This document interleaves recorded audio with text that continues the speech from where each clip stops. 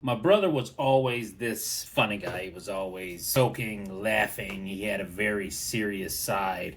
But we were both into guns. He was more into knives, but we were both into guns. And we both carried guns for quite a while. As you know, if you've been watching the channel, he passed away about a year and a half ago or so. And yeah, of course I miss him. But I've made peace with that. When he died, he had this pistol. My dad got the pistol, and my brother had pawned it. My dad went and got it out of the pawn shop, and he brought it to me. And I bought it off of my dad for what he paid for it. Now, it's not a new gun. This gun is 12, 13 years old. But recently, I've been seeing these posts about this gun. It's a good gun. It's a Glock clone. It's a Smith Wesson. So let's just pull it out. It's a Smith Wesson SD9VE. And trigger pull is very heavy, but I have come to appreciate a heavier trigger pull just because you want to be you want to be sure. People don't like the trigger pull. They say it is about between 6 and 8 pounds. It's a heavier trigger, but it shoots like a Glock. Smith & Wesson had to pay some money to Glock because they cloned it so good. But now they have this 2.0 version. And I've been seeing the reviews, and it's pretty much the same gun with a few new features, but let's go over that today. So first things first, magazine out, it's clear. This is clear. As you can see, you're gonna put this back in here and fire. Again, this is 12 or 13 years old. You would have thought that by now they would have put a MOS optic on it, but I think they just wanted to keep it plain. It's a 9mm. It takes 15 shots, I do believe. 16 plus 1, so you get 16 plus 1 shot. Again, it's a Glock clone. I've taken both to the range. I actually shot better with this one.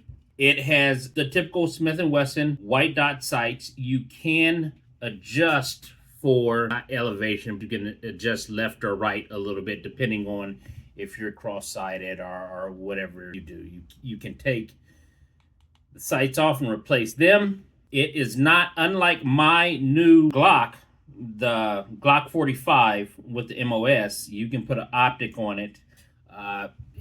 This one does have a rail, so you can put your chainsaws, your lights, whatever, unique attachments you want to put on it, you can do. But my Glock 45 is the same size, same diameter, shoots pretty much the same, besides the heavier triggers. When I was at the range and I shot this one, I had to shoot this one first and then shoot the Glock. The grip texture is very, very grippy. I do like the grip texture, and I was wondering why my brother bought this gun. It turns out to be a very good shooter. It is a right-handed gun. You can find some holsters for it, but the new Smith & Wesson 2.0, it costs, I think it's sub 5. This one, you can find it for $200 or less. You're looking at about $200. If this is something that you like and you are thinking about getting Smith & Wesson 2.0, I'd really consider this. The only things that I have seen that are different on the 2.0, and I will not buy a 2.0 because why would I? I already have this. It's the same daggone thing.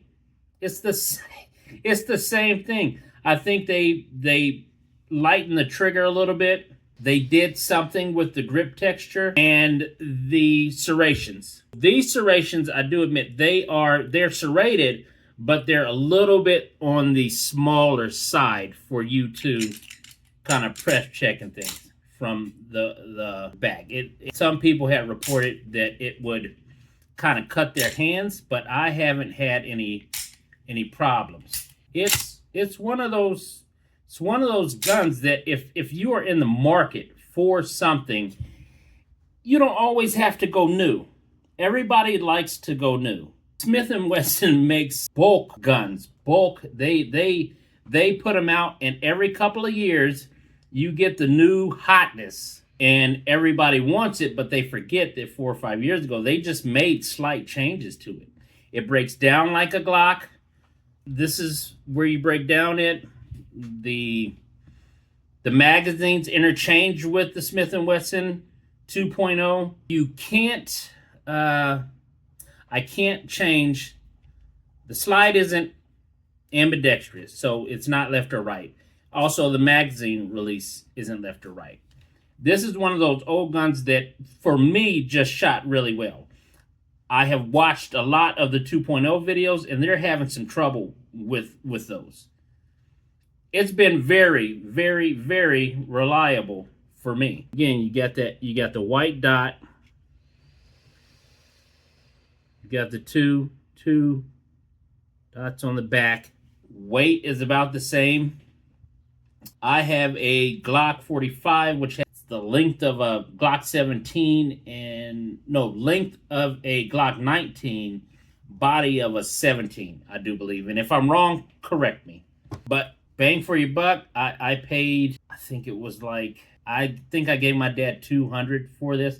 I'll never sell this because this is my brother's gun. This is one of the last things that I have left of him that I can physically go and say that he shot. He was like me. He took very good care of his handguns, made sure that they were clean and oiled. And so when I took it apart and cleaned it, it wasn't very tedious. I didn't have a chore. He really took care of his guns. Now it does have on either side, it has these little finger grooves that you can put your finger on, little pads. Like, all in all, it's a good gun. I've seen the gun porn guys advertising these and shooting these the past couple of months, and to me, if this is what you're in the market for, not dogging Smith & Wesson, because I like Smith & Wesson. I like all types of guns, but commercial break me.